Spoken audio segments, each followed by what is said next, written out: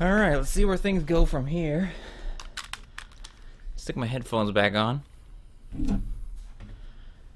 Alright, exit results.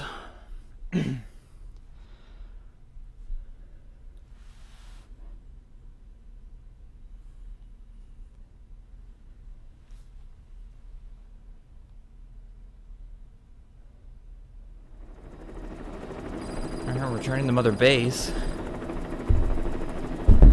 Oops. We have tanks there? I never realized the tanks go there. That's pretty cool.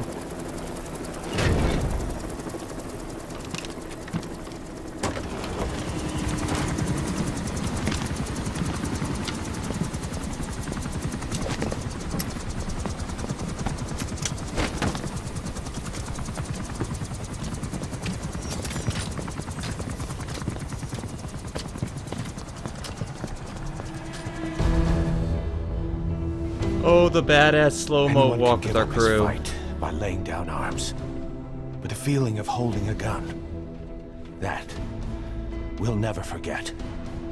Like our lost like our lost Wi-Fi connections. limbs. The sensation lingers.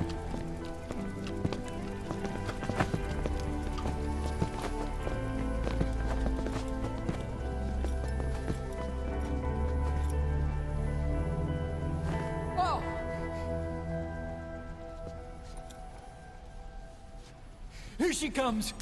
Here she comes! What?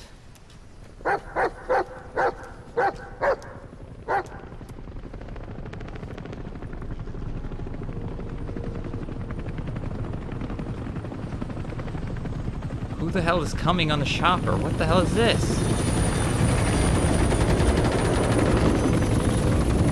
Oh no, I think they're dropping something. Yeah, it's Sahelanthropus, of course.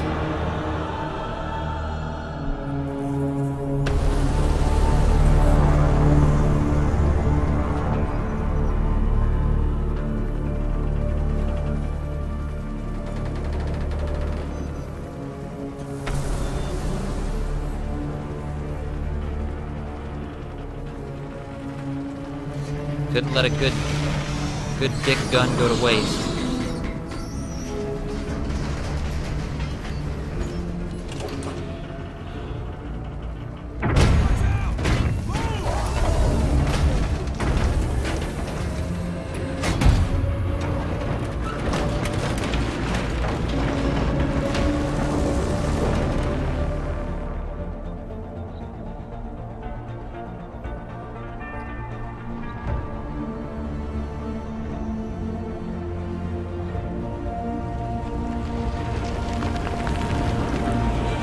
Is it a good thing to bring it here to Mother Base?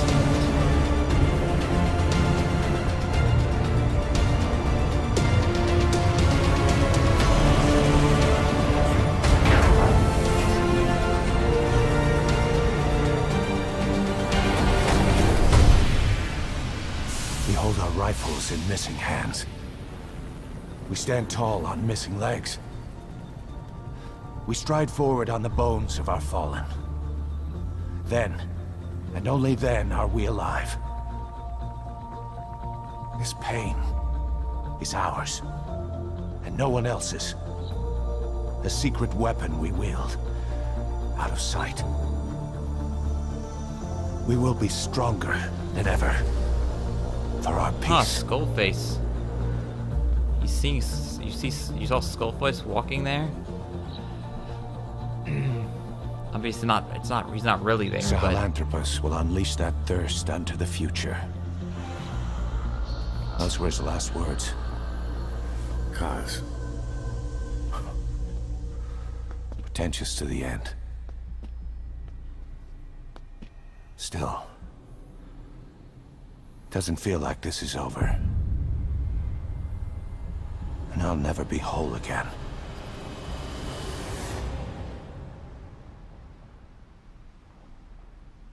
There are an estimated 7,100 languages spoken in the world, but only 6 are designated as official languages of the United Nations. One of these is English, and although it is the dominant lingua franca, there was no time to read that.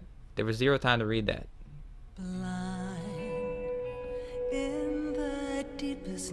Alright, well, I guess it's gonna be the end of chapter 1. Grasping for a fleeting memory. All the thoughts keep piercing this broken mind. I fall, but I'm still standing, motionless.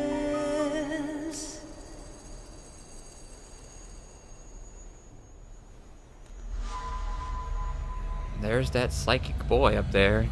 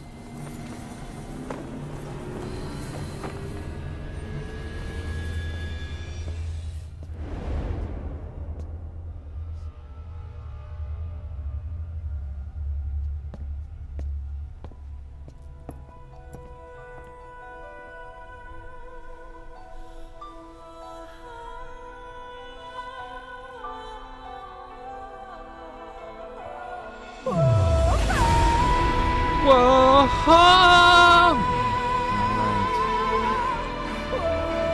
And I do believe that is now the end of chapter 1. We shall see. We shall see. Stephanie Houston.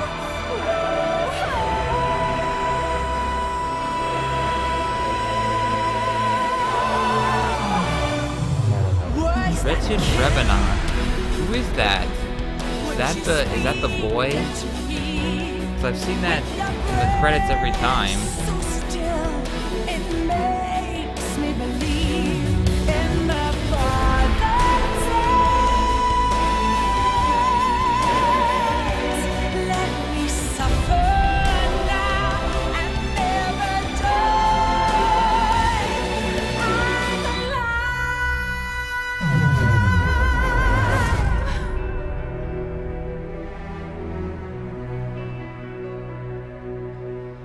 I believe actually some reviewers actually thought this was the end of the game, like in the review code or something they were given. I believe some people actually thought this was like the end of the entire game. I can tell you, if I thought this was the end of the game, I would say this was crap. Because really, we've learned almost nothing. There's definitely a lot of stuff left to unveil. I heard it seems like there's more, the cutscenes are more dense in chapter 2, so we'll see if that's true. Gimmicks? What the hell? What is gimmicks? Gimmick programmers?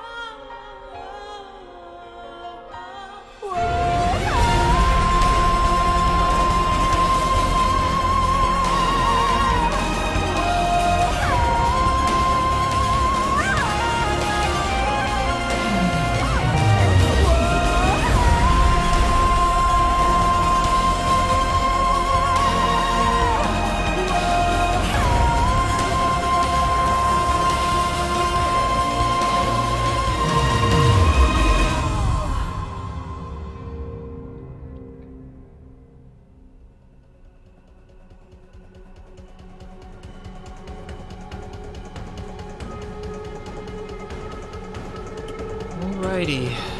Guess it's gonna go through the entire credits, I guess. Could be here a while, folks. We could be here for a while.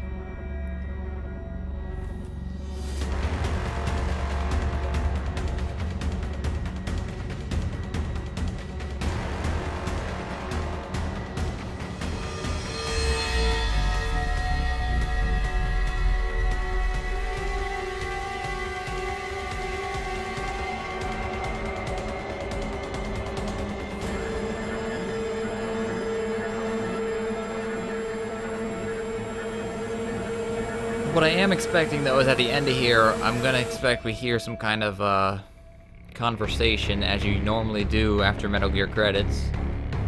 So we'll see if we get that. Usually get some kind of communications thing going on between two characters, or...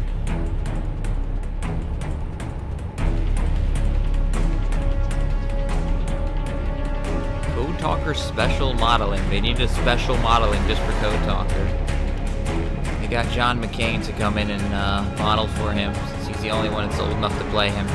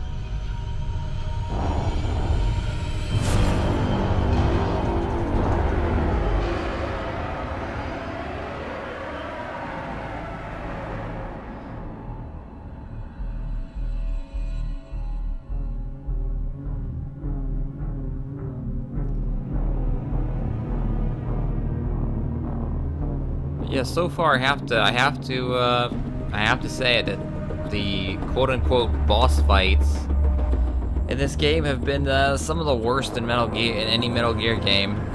Honestly, they just it's nowhere near like the really cool boss fights that you got in Metal Gear Solid 3. There was a couple of Metal Gear Solid 2 that weren't bad too. Metal Gear Solid 1, of course, had some pretty classic boss fights. So yeah, the boss fights, they really, I don't know, they dropped the ball on them in this game, it seems like. I mean, they might be better than Peace Walker, but Peace Walker I absolutely hated, so. Peace Walker was so limited by the fact that it was on the PSP that... And all the bosses were just mechs, so...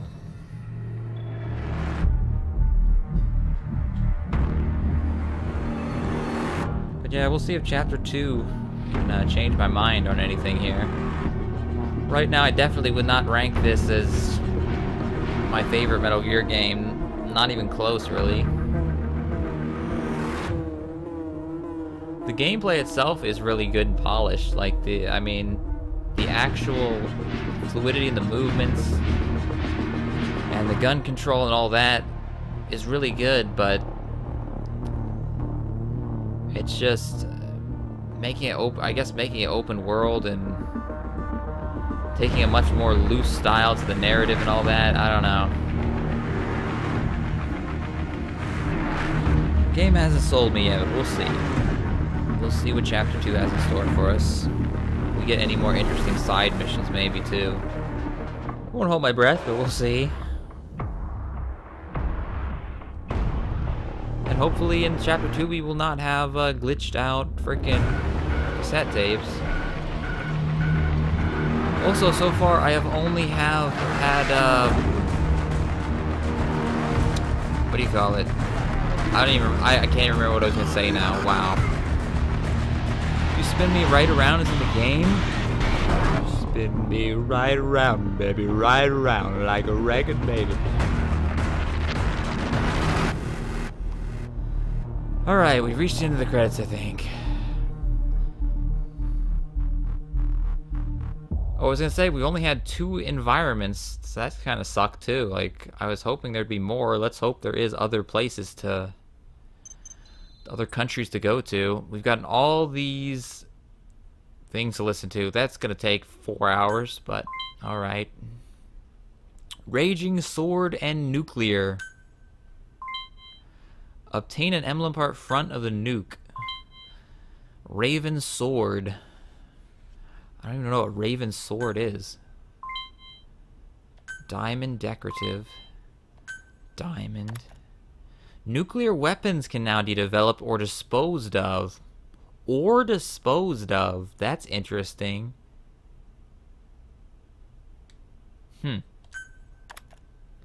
Nuclear weapons disposal trial is now available. View the trial records in the pause menu. Trial records?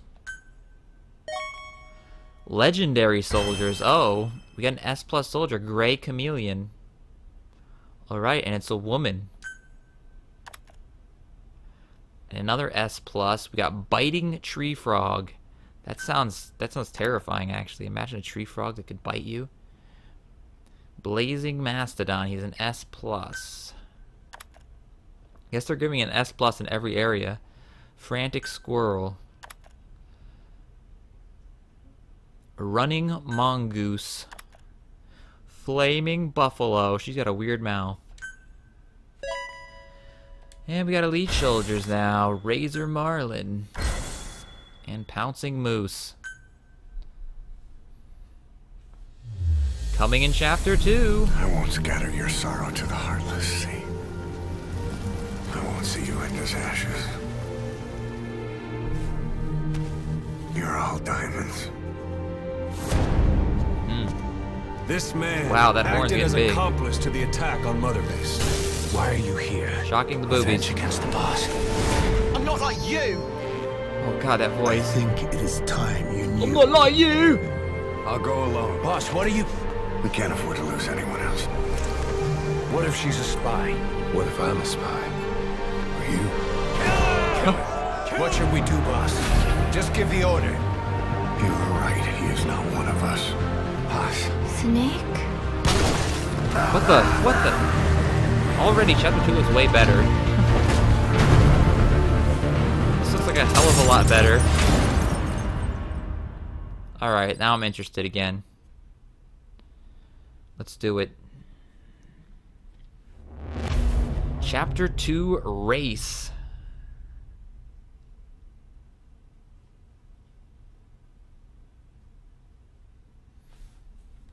Attention!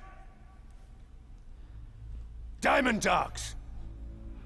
Even with Skullface dead, our brothers are unavenged. And the phantom pain he brought us lives on. Cipher is still out there.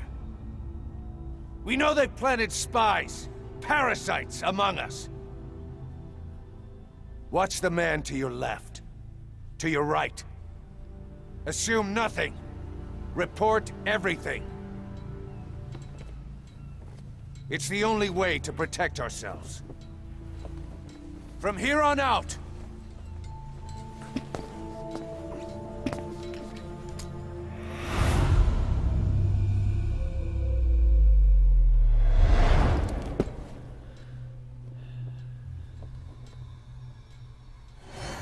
There you go, you see his eyes. I think he is blind. Yeah, I think he's blind. the deadliest enemy's right here in our midst. And they will get no mercy. No mercy from Dwarf Paradise. Actually, what we're gonna do is we're gonna spread peace throughout the world through yoga. We're gonna rename ourselves the Downward Dogs. That's my plan. Alright, here we are. Cassette tape, Sins of the Father. Unit function added. Development project has been added. We need more strength. We need more men. Diamond Dogs needs to be bigger. Missions have come in too. We still have a long road ahead of us. Alrighty then.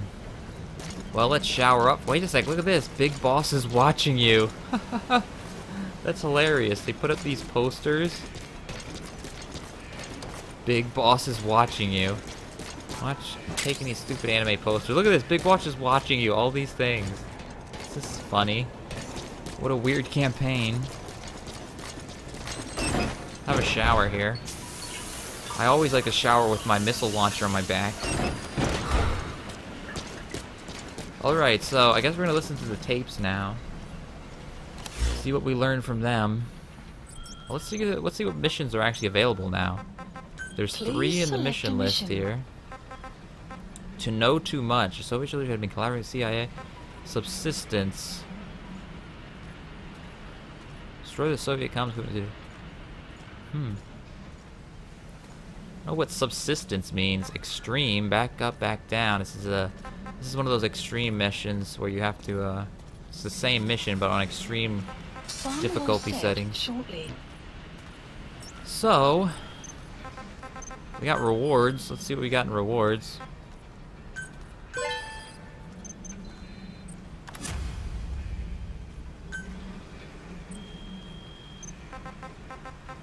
Alright, let's go to the cassette tapes. We also got all these side ops. What about in the side ops? Anything interesting unlock? Capture the legendary Ibis. What the hell is that?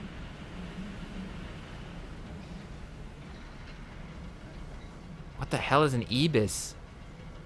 Must be some kind of an animal or something. No more wandering base mother soldiers. I just said mother soldiers.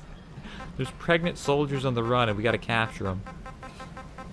We gotta force them into prenatal care. Alrighty, well, there's a couple more listen to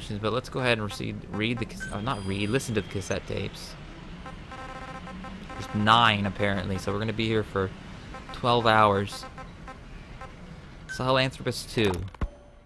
Emmerich didn't go with depleted uranium for Sahelanthropus' armor because of its strength. He had nukes in mind. Exactly. It's meant to use its body as the fuel component for a nuclear weapon. Sahelanthropus uses built-in uranium enrichment archaea to melt its own body and extract uranium-235 from the depleted uranium in its armor. Those archaea perform the enrichment in an extremely short time. The concentration jumps by a factor of several hundred, from 0.2% to over 90%. The end result being highly enriched weapons-grade uranium. Sahelanthropus' body itself becomes a nuclear bomb. Emmerich says if it were to self-destruct, the nuclear yield would be somewhere in the region of 15 kilotons. Since you need about 50 kilograms of highly enriched uranium to trigger a nuclear reaction, that would mean Sahelanthropus contains something like 23 tons of depleted uranium. That's not very much. No, it isn't. That's about what you'd expect to find in a main battle tank's armor. The point is, it can be transported anywhere, even use its Stupid guys are conventional talking, messing weaponry up on the the thing. battlefield, and the international community will never suspect a thing. Militia's abducted and forced into fight. They've got an attitude. They're not bad at heart. Right. Okay, we don't need to hear about the kids. Thank you. I just received word from the R&D team and the transport team out of Afghanistan. They finished installing Sahelanthropus on the base. It's ours now. All right. Don't let any of the staff touch that thing. Especially Emmerich. Of course. That guy's crush on Sahelanthropus is beyond a Nice joke. crush. Guess he really wants to see his tech stand on its own 2 legs this time. That's not gonna happen. I know it. So you've got no plans to make it operational again? Damn right. Boss, I want to hear it straight from you. Hear what? What the hell do you want with that thing? The drive is busted. It's not like it has a nuke on board. Even if the metallic archaea could turn it into a nuclear weapon, all it can do is self-destruct. Sahelanthropus just isn't a weapon anymore. It'll draw unwanted attention without even being a deterrent. I know. The weapon's development strut sank 2 feet under that thing's wake. That's 1 year's drop in a single night. We've started on reinforcing the strut, but there's no guarantee it'll hold up if a storm hits. I know that too. Boss, why keep it? It's a mark. Us Diamond Dogs, we don't have a country to call home. That means we have no past, nothing to prove that we lived. Every one of us threw it all away when we came here.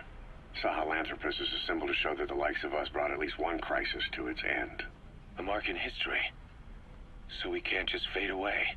It's of no practical use to us, but we still need it. A symbol of what we've done. I'm glad I sounded you out on this. Snake, on behalf of all of us, I want to thank you. I don't need gratitude. I need security. Keep Emmerich away from that thing. Roger Okay, so it's just a, it's just an ego boost. Alrighty. You said that the nuke Skullface was trying to spread around the world were equipped with a failsafe. Something that could shut them down at will. His will. Quite so. After all, he needed a guarantee that a buyer wouldn't simply turn the weapons back on him. So how can they be stopped? The criticality trigger, that is, the detonator, is a complete black box design. Any attempt to dismantle it causes it to melt in seconds, using the corroding archaea. The design ensures that no detonation is possible unless he disengages the lock. So he had a way to disengage it remotely. Precisely. The client simply presses a button. At that moment, the detonator begins transmission with a surveillance satellite. The satellite reports to him how the client is trying to use the nuke. If he does not object, the lock is disengaged. But if it's a risk to him in any way... The detonator melts down. The same is true if detonation does not occur within a preset time after the lock is disengaged. The nuke is rendered useless. Who the hell would buy something with strings attached like that? The client would never know until the moment they actually try to use it. Most likely, he would have explained the time delay as the detonators needing time to activate. And he only intended to sell to technologically primitive groups in the first place. Let me guess. He'd claim it was defective and offer a replacement. Shadier than a used car salesman. Skullface shakes your hand like a friend, using the other to control you like a puppet. This is how he works. Alrighty then.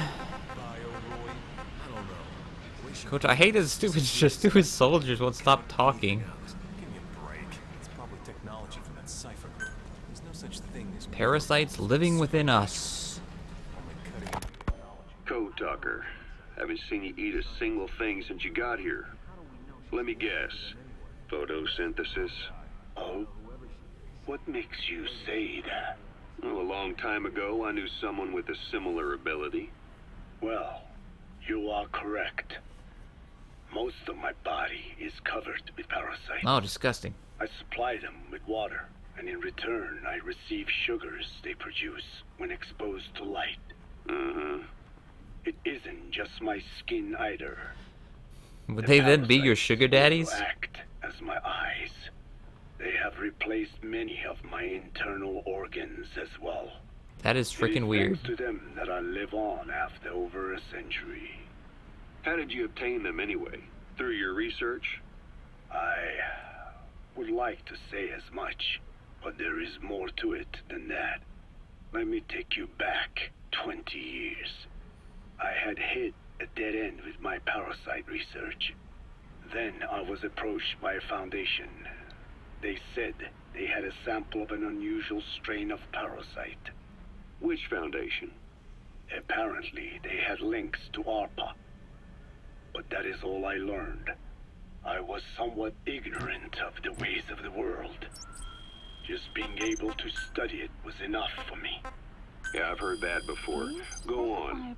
Half in doubt, I visited them to discover the body of an old man. Well, to be precise, his partial remains. A collection of parts, you could say. The man had died in an explosion. An old man, you say? His flesh had not decomposed. In fact, the tissue's cells were still metabolizing. The parasite had infected, or should I say assimilated with, the tissues and was keeping them alive. I became obsessed with studying the body parts, foregoing food and even sleep. Every day was filled with new discoveries. The parasite's biology, internal anatomy, life cycle. But there was only so much I could learn through observation. And so I made a decision. To truly know the parasites, I had to live with them. So, you implanted them inside you from the dead man's flesh? Correct. It was quite a gamble, whether or not they would adapt to me. But fortunately, it appears I was compatible with them. Or perhaps, through my many years of research, my immune system learned to tolerate them. Were they that body's only parasite? Yes. However, there was a separate specimen that supplied its host with adrenaline in response to pain, and yet another that could control insects at will through secreting heterogeneous pheromones. I wanted exposure to them, to take them into me, but my wishes were denied. Their records, though, provided clues that helped advance my research. Would you care to join me? A life spent never worrying about food is a most wonderful one. I think I'll pass. But thanks. This has been helpful. Alright, we'll listen to more tapes here, but I was just looking to see what developed. I think we can now control the weather, though. Because, but I think it's a different menu. I don't think it's something you develop here. Maybe it is. Maybe it's in a different, really don't know. Get the best sneaking suit we can get here.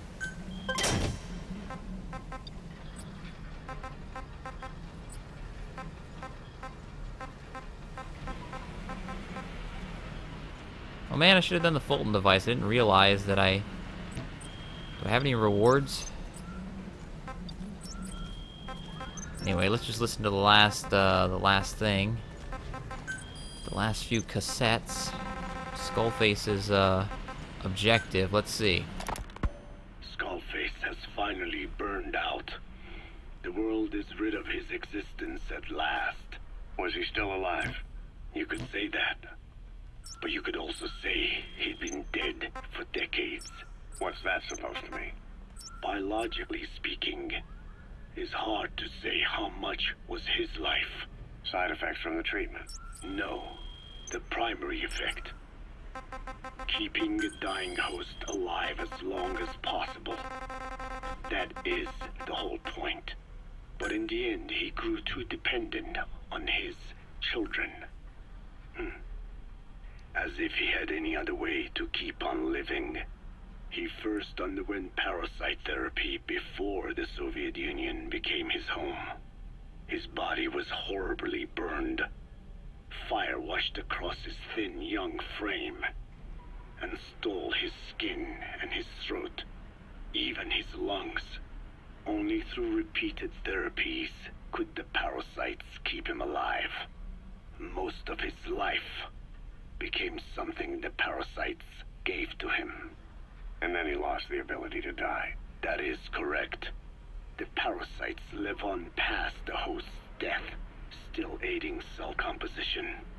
At that stage, there is no way to extract them from the host cells. There is no way of knowing when the last cell of Skullface's body would die. The only choice was to burn the whole thing. And his children, along with it. And I am one to talk. When my life is snuffed out, I expect you to treat my body the same way.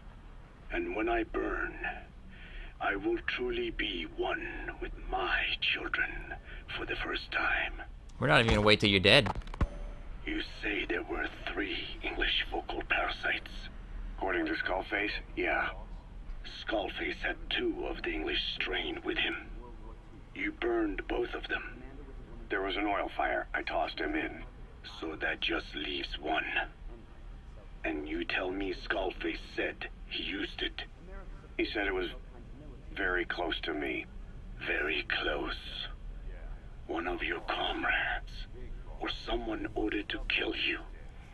Or he could have been speaking metaphorically. Metaphorically? Close to your spirit, close to your heart. Someone who either loves you or despises you. The second one makes a long list.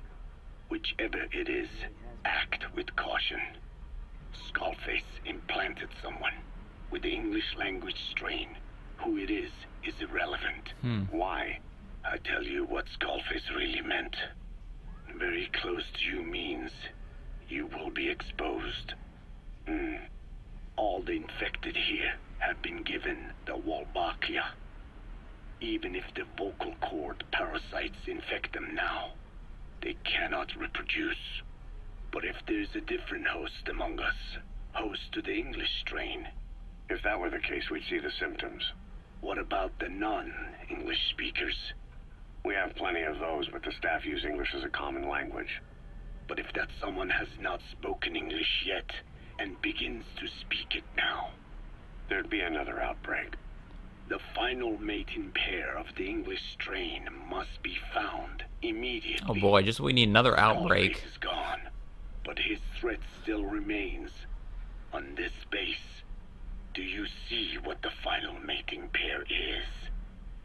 With him dead, those parasites are the stain he wished to leave upon the world. His thirst for vengeance. In the flesh. Think. Does anyone here bear a grudge against you? Who would target you, specifically? The ethnic cleansers that Code Talker mentioned, they weren't Skullface's true goal. All we have is circumstantial evidence, but here's my theory. It was Cipher who started developing the vocal cord parasites as bioweapons, parasitic weapons, and Africa was the testing ground for them. As Code Talker said, their purpose is the ethnic cleansing of only those who speak a particular language. So they could do a weapon of mass destruction to eradicate specific groups, races, ethnicities, or colonies by the language they speak. Or a kind of absolute language control. Or maybe a tool for those arrogant fools to build some misguided utopia. I could see plenty of uses for them. However, in practical terms, they wouldn't be as dangerous as you'd think. Counteracting the parasites is easy, after all. Cut them out of your throat to save your life, or just don't talk. That also prevents the infection from spreading. So if the international community were to find out about them, they'd no longer be the threat they were conceived to be. In which case, their targets would be limited to minority groups as a deterrent or a terrorist tool. It's hard to imagine Cipher developing something like that as a main weapon for their arsenal. That leads me to think we've only tugged on one little thread in Cipher's grand tapestry. An obscure corner of their work, possibly forgotten altogether. In any case, things changed. When Skullface was forced to relocate to Africa and he saw that thread dangling. All the time he continued that research, he was secretly following his own agenda. The ethnic liberator parasites. His English language strain. Skullface said there were only 3 samples of the English language strain parasite, and I think we can believe him. Bringing his ethnic liberator's plan to fruition depended on creating an English version of the vocal cord parasites at all costs. But an English strain would have been useless to Cipher. Worse, it could have destroyed everything they'd built. It was the one type they couldn't allow. That means Skullface was forced to develop his English strain out of sight of Cipher's network. Naturally, he couldn't use the greenhouse facility Cipher had set up and filled with guinea pigs. Skullface must have found some secret place to create his precious few English parasites, hiding all evidence like a man cheating on his wife. What a way to put it. Somewhere, an entirely standalone environment. And when his plan entered its final phase, he must have made the place disappear. Some little room, could be anywhere, but now nowhere at all. We'll never know where he did it, but to elude Cipher's surveillance, it couldn't have been big. I believe Skullface was telling the truth. There were only ever 3 samples of the English language strain. Last tape. Why activate Sahelanthropus in Afghanistan? This is how Skullface wanted things to play out. The Soviet Union secretly develops a new type of nuclear weapon and successfully deploys it in Afghanistan. Revealing the existence of Sahelanthropus results in a return to the glory days of the Cold War. The threat it poses reignites the nuclear arms race between the world's major powers. The demand for nuclear weapons increases around the globe. What if you then introduced a nuclear weapon anyone could get their hands on? Non-nuclear nations, militant groups of all shapes and sizes, they'd all jump at the chance. Sahelanthropus was a marketing tool to sell nukes all around the world. But I think it's safe to say that plan was stamped out before it got up and running. The world's intelligence agencies never did turn up anything conclusive on it. After all, Sahelanthropus vanished before word could spread. Everything that's happened is already a fading memory, never to join the pages of history. Except for Cipher. Cipher won't forget. They'll already be working on something, quietly, beneath the surface. They'll use the pieces of data scraped together from this incident to build their own bipedal weapon. It'll take them a long time to complete it, but for now, the greed sector have found their new life's work. We'll have to be ready too. Alright, that is all the tapes, and boy, it is really raining now. But alright, that's gonna be all for right this second. When we come back, we'll see what else we can do in the game now that we've got Chapter 2 unlocked, and Big Boss is watching you. He is. He's gonna watch you on the break too, so just know that he's watching.